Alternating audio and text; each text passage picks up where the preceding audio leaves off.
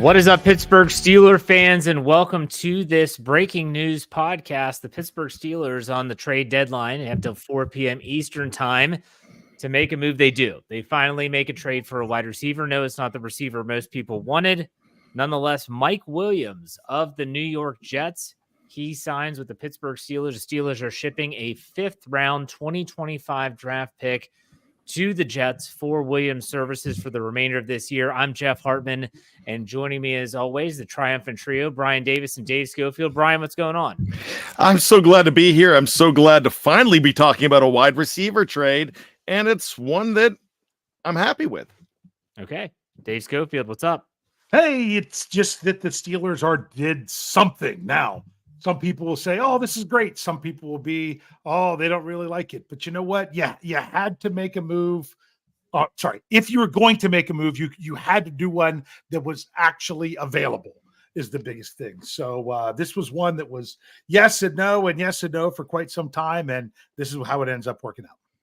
So what we know right now is that the Pittsburgh Steelers, like I said at the top of the show, are getting a 2025 fifth-round draft pick to the New York Jets. Now, there is some confusion as to the financial terms of this, whether the Jets are picking up some of his salary, whether the Steelers are picking up the remainder of this year. But Dave, you have some of the financial terms in terms of contract, what's coming up after 2025. Why don't you lay that on us now? Yes. Well, the way that when the Jets signed Mike Williams this offseason, so if you remember, Williams was scheduled to visit the Steelers during free agency, went to the Jets first and never left. So the Steelers never got a chance to meet with him. But they signed him to a one-year deal and added 4 void years to it so they could spread out the money. In all, it was $8.6 million. So it's kind of weird based on what they have at over the cap, because they had him with a $5 million base salary, but then they also had him with a $7 million signing bonus, which really doesn't make sense. So the numbers are a little bit sketchy. The Steelers are taking on the whole contract, according to Adam Schefter, but the numbers just don't seem to add up based on what the original reports were. So I'm still trying to gather those. I mean, if you look at it, if he did have a $5 million base salary and a $1.7 million roster bonus, which was split up per game, that would only come in at $3.35 million. So that's still really not all that much, but I have a feeling it is significantly less than that whenever I try to get some other numbers from other places. All right. Now, if you're like me, you hear that the Steelers are giving up a fifth-round draft pick, and you say to yourself, well, what capital do they have remaining after you think about the conditional draft pick for Justin Fields? That's a 6th-round pick, could be a 4th-round pick. We all know those stipulations. Brian, you were supposed to have that information for us. What remaining picks do the Steelers have in 2025? Okay, there are conflicting reports out here, but the most recent one that I'm seeing has the Steelers maintaining a number 1, a number 2, a 3. We don't know about the 4 because of, like you just said, because of Justin Fields. Right now, that's about 75-25% with Justin Fields playing time as far as we're going right now. But the more that Russell Wilson plays, that keeps on creeping down about 10%. Then they have a 5th round. They have 2 5th-round picks. They just traded one away. One of those 5th-round picks was because of the Kevin Dotson deal.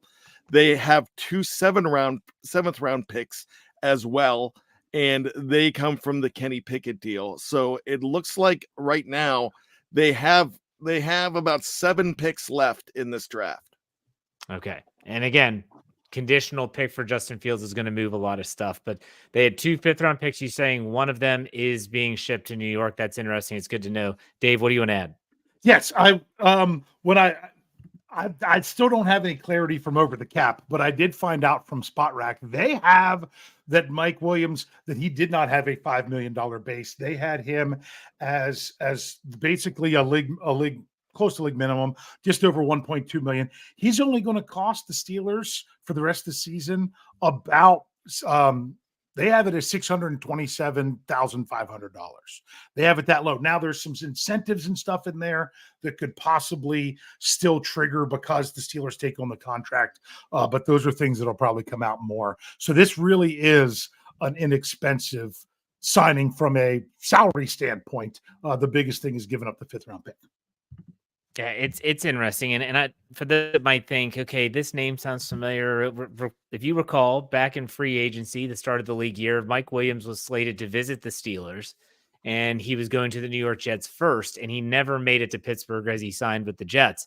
He was coming off an ACL tear. He's played the majority of his career with the LA Chargers, and I think that it's best. Well, it's put it as of right now, like when we're out live right now on the Pat McAfee show, Aaron Rodgers is doing his Tuesday segment with Pat McAfee as the news broke. And Aaron Rodgers spoke glowingly, said Mike Williams is a quiet guy. He's getting better and better every week. He's getting healthy. He thinks he's going to be a good fit in the Steelers locker room. Okay, that's good to hear, I guess. But ultimately, you do have to wonder, is this going to move the needle? It's not going to, I don't think it's going to move it much for the fan base, but on-field production. Dave, do you have his statistics in front of you? Yeah, but I do also want to say this is once again, what is it with the Steelers and 2017 first round picks? How many are they going to have ended up playing on their team eventually? Because he was the 7th overall pick. Remember, TJ Watt was 30th. Okay. Now they have the 7th overall pick from this draft. So if you look at that draft, I just think it's kind of interesting because remember they had Taco Charles for a while. Some of the others went in the first round, which I think is kind of funny. So just putting that out there, and he's remember he was drafted higher than Patrick Mahomes and Christian McCaffrey. Just as a little bit of a reminder. So when it comes to the numbers, Williams, he is on the cusp of hitting 5,000 receiving yards for his career. He needs another 28 yards. He's at 4,972, 321 receptions on 533 targets. He only played in 3 games last year before he got hurt. In New York, he only had 12 catches on 21 targets for 166 yards, no touchdowns. So over the last 2 seasons, he's only played a total of 12 games, 1 touchdown. He had 10 touchdowns in his second season in 2018. In 2019, he hit 1,000 yards. He hit 1,001 yards, actually. But he led the NFL in yards per reception with 20.4. But his overall best year would likely be deemed 2021, where he had 1,146 yards on 76 receptions. That was his most yardage, most receptions, most targets. He had 129 targets, and he had 9 touchdowns as well. So that gives you an idea of some of those numbers. Yeah.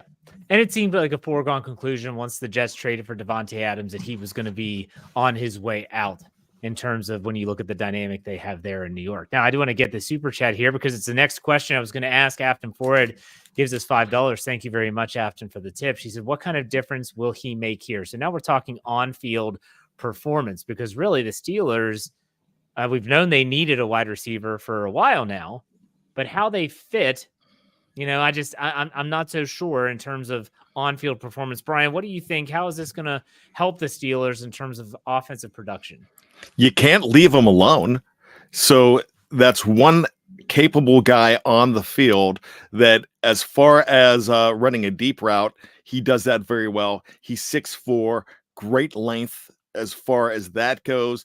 You help out the running game as well. This adds an extra possible weapon. He's not blockbuster, but he's very good. He's a guy that a lot of people would have been happy with the signing back in March.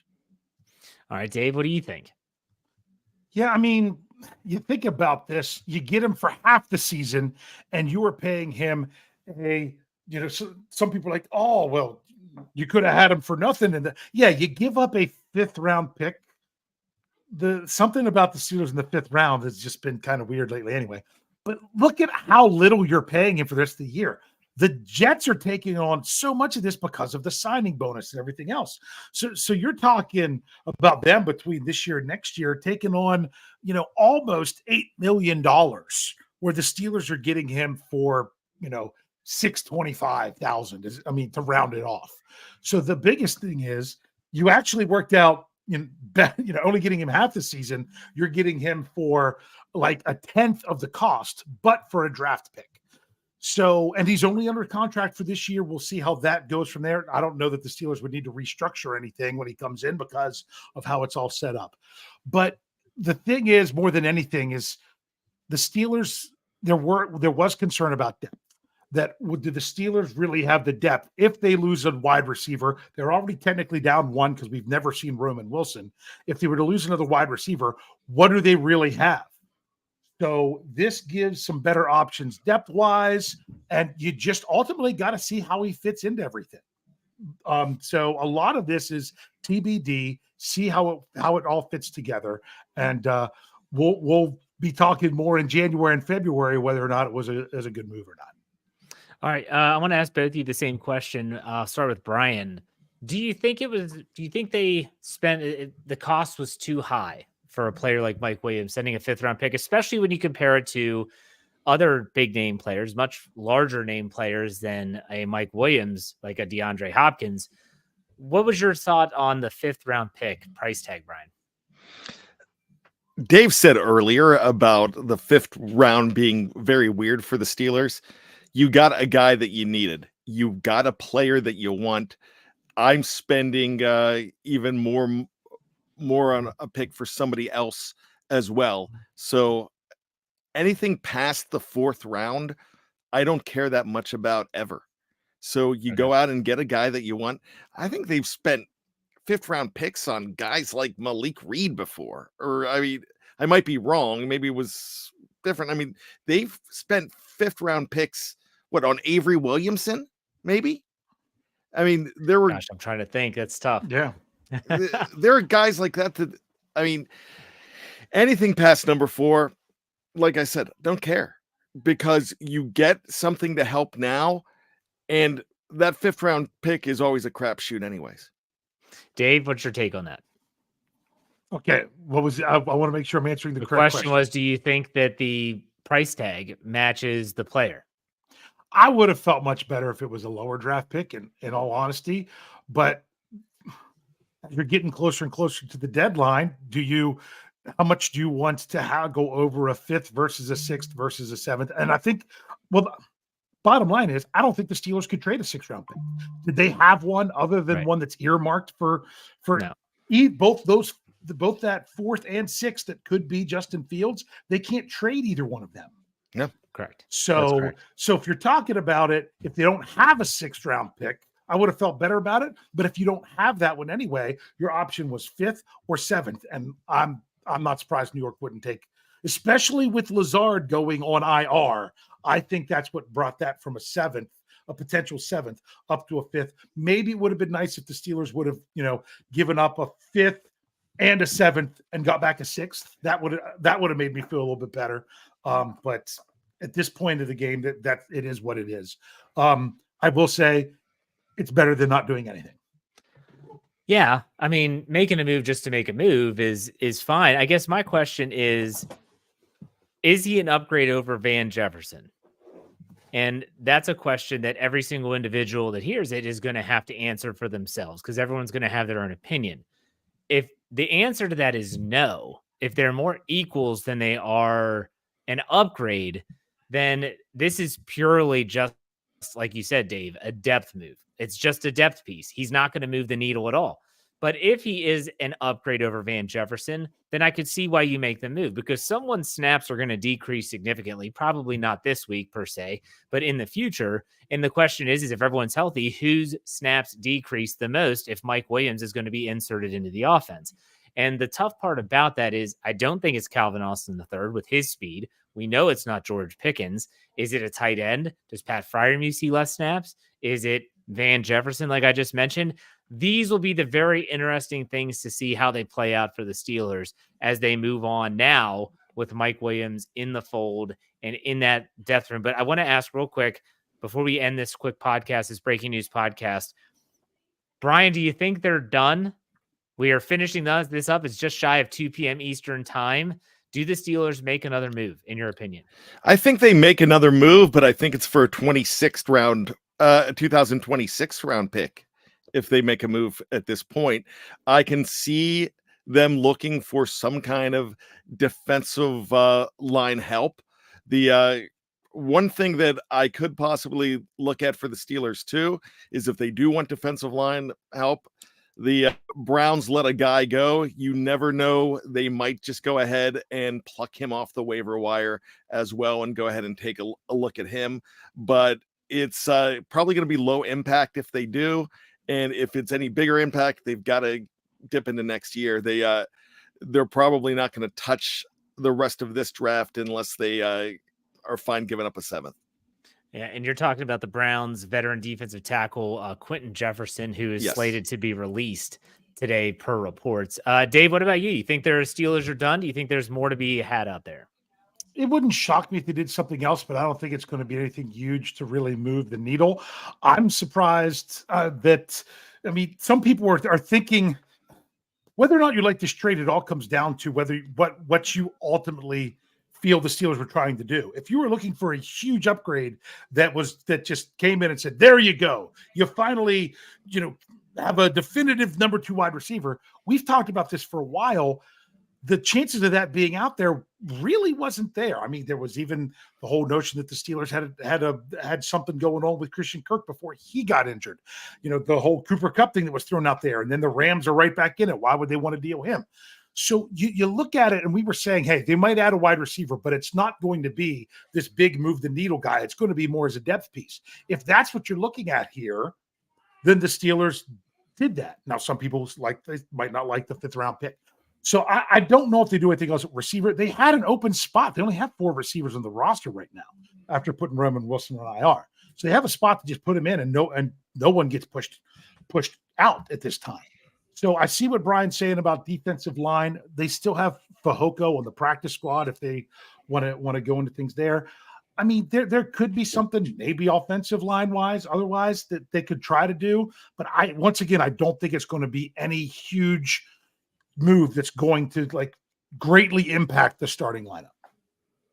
I kind of agree with you guys. I actually could see them just sitting tight and saying that, there's players like we mentioned, the defensive tackle, the Browns, who might be slated to get released. They might try to find some players that way. It'll be interesting to see if they do anything at all. And stay tuned to Steel Curtain Network and steelcurtainnetwork.com. Check out that website, steelcurtainnetwork.com. We have a tracker up there for all the latest news and stuff like that. But anything final, Brian, we'll go to final thoughts for you on the trade. Yeah, when I'm reading a lot of comments right now, and there's a lot of people upset about this trade. Remember, you're not the only one calling these teams. You get outbid. You have a spot where you want to go ahead and get a certain player. It's not really, Omar Khan struck out with a DeAndre Hopkins or a Devontae Adams. It's just they didn't feel the value was exactly where they wanted to go for that. And that's exactly what happened. So I have a feeling with the Devontae Adams trade that it was a lot more motivated about going to New York City, going to go with I almost said Brett Favre, excuse me, with Aaron Rodgers. So when you look at something like that, it's not just Omar Khan in the room talking to these guys with first right of refusal of everybody. I think if you make a move like this, it's better than not making a move. It's at least going for it or trying something. And you have a lot of people in that war room, in the office saying, hey, this guy works for us. So if Omar Khan hands pat and doesn't make a move whatsoever, there's a lot of upset people as well. So it's the same people. We can't be choosy here, but I think you have a 6'4" guy that can go deep for you and help you out with George Pickens on the other side, help you out with Pat Freiermuth as well. I like this. All right, Dave, final thoughts on the trade? It's what they could really do. Like I said before, you're tying up 2 picks there with the whole Justin Fields trade, and I still don't regret that one bit. But what did the Cowboys trade? That was a 4th. Yeah, they traded a fourth pick. round pick. This one, to me, this trade's better than that one. So that just might be with so many teams looking for wide receiver help. Got to look at those other teams that were looking for wide receivers, and that if you were going to get them, you might have had to have gone up just a little bit. So ultimately, like I said, with any trade, and we might feel different about it in a couple weeks, and a completely different by the end of the season. We all remember Akella Witherspoon was the worst trade that the Steelers ever made, and then by the end of the season, the Steelers had to sign him. What would they do if they couldn't get him back? So this really is going to come down to on the field play. And we shall see this Sunday, 1:00 Eastern time, Washington Commanders, who also made a trade today for Marshawn Lattimore, the cornerback from the New Orleans Saints. He costs a lot more than a 5th-round pick, but nonetheless, we will keep you updated as the Steelers prepare for the Commanders this Sunday. Again, check out all of our podcasts, even the audio-only podcast at Steel Curtain Network, wherever you get your podcasts. Check us out at steelcurtainnetwork.com. Again, that's steelcurtainnetwork.com. Gentlemen, thank you for your time. We'll be back maybe if they make another move. If not, we'll see you next time. Take it easy.